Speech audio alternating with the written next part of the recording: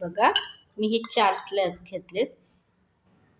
तर मी ह्याला थोडंसं दुधाचं साखर थोडी टाकून ह्याला थोडं मऊ करून घेणार आहे. थोडं थोडं बटर लावणार, सगळ्याला लावून घ्यायचं. ते बघा, मी टमाटा सॉस टाकत ह्याच्यावर. ते बघा, मी ह्याच्यावर टमाटा सॉस लावून घेतला आहे.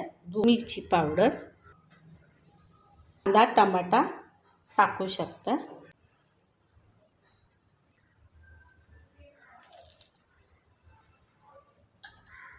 घेणार